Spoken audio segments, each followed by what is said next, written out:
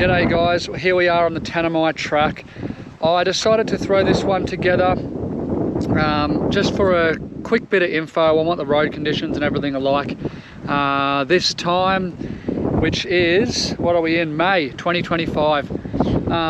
We did a bit of research to try and find out more about this place, and it was quite hard to find any updated stuff. So yeah, that's what this video is about. Really short and sweet. Road conditions, how much is bitumen, how much is dirt, how many stops did we do, how long did it take us, all that sort of stuff. So if that's what you're here for, stick around and we'll give you as much info as we can.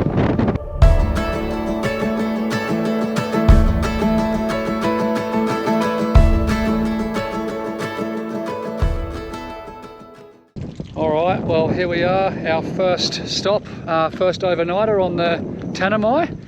I don't know if you can see, but these flies are absolutely insane. They are the worst we've had. I didn't think they could get any worse after Cooper Petey and Alice, but here we are. I hope you can see them so I don't look like a crazy person shooing them away. But yeah, quick little free camp. As you can see here, not really a whole lot going on.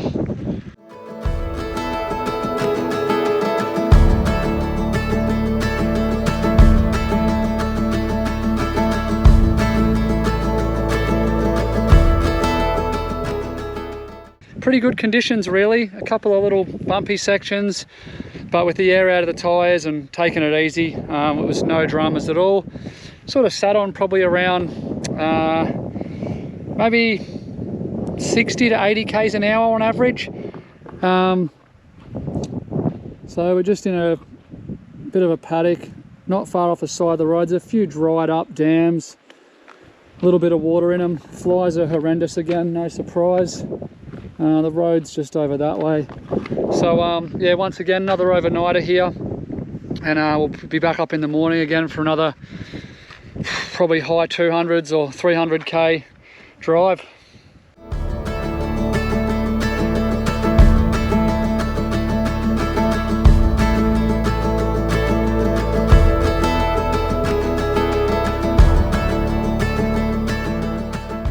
Alright, here we are at Sturt Creek.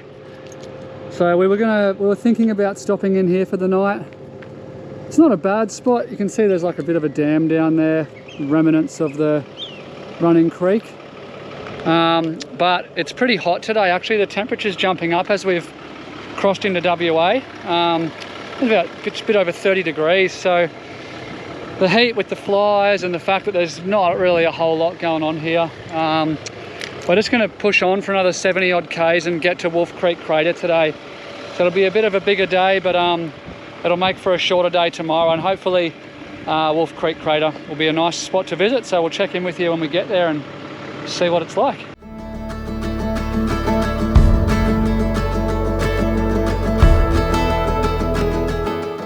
Well, we made it, Wolf Creek Crater. We've been sort of not too far off this a few times now and always sort of bypassed it because of the extra Ks, but I'm glad we've pushed on today. It's actually a really cool little campground. There's toilets here. I'm assuming they're drop dunnies. The sites are really cool amongst the trees. So you can see you've got plenty of room over the side here, little fire pit, table and chairs. It's a really cool little spot. Full free campground. No bookings required, just show up and camp and all good.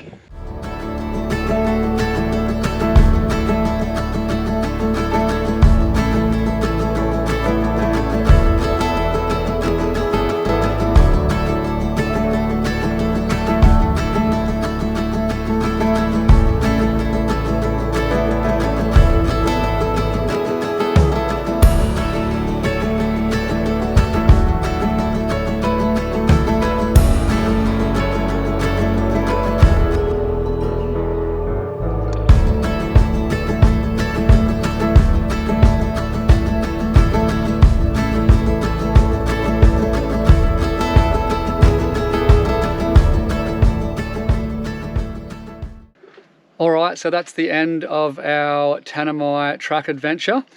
We did a total of almost 1,100 kilometers in the end. There was an extra 40 Ks for the return trip out to the Wolf Creek crater.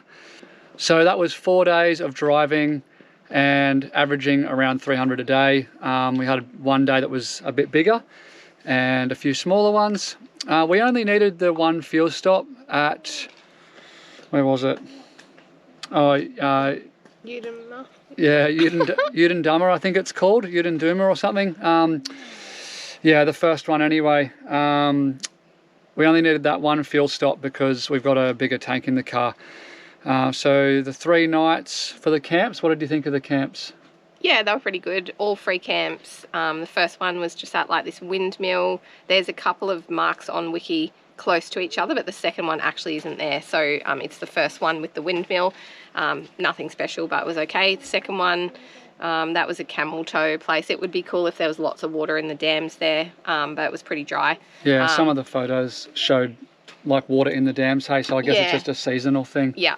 But otherwise, you know, like an okay place outside of the billion flies. And then the last one we did at Wolf Creek Crater, and that was really good. We drove in there. It's got an organised campground with free sites, and you don't have to pay, no bookings required, but there is allocated campsites, and there's, I think, 3 really large sites that you can fit multiple vans in, and then the rest of them are like singles. So we managed to score a big site and had heaps of space for the kids and a table, and yeah, the crater's really cool. They had toilets there, so that was a really good stop. It was a highlight for sure, hey? Yeah. So overall, the road conditions were actually really good. It was only really the last 100 kilometres that was a bit slower. A few rutted out sections, washouts, a bit of sort of muddy tyre trails, remnants from when it was wet still. But overall, definitely one of the better conditioned dirt roads that we've done, don't you think? Like, yeah, definitely. Yeah, there was a few sections of corrugations, and in that last section, I guess a few like potholes, which sort of slowed us down. But outside of that, the actual road itself was really good. This way, there is no quarantine station. Crossing the border is actually really quite, you don't even really know you're going to cross. There's no signs or anything. But as you get to the end, close to Halls Creek, there is like some quarantine signs up and a pull-in bay with some bins to dispose of any fresh fruit and vegetables, but no official station with people checking or anything. So that's right at the end on the bitumen, just before you get to the Great Northern Highway turn-off to either head to Halls Creek or sort of towards, I guess, Fitzroy is the next closest place.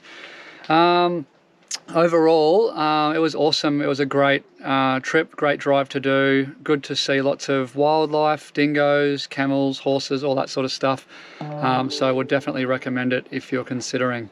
Hope you enjoyed it and got some info. If you have any questions or anything we can help with, feel free to shoot us a message in the comments and we'll try and help out where we can. Cheers. Cheers.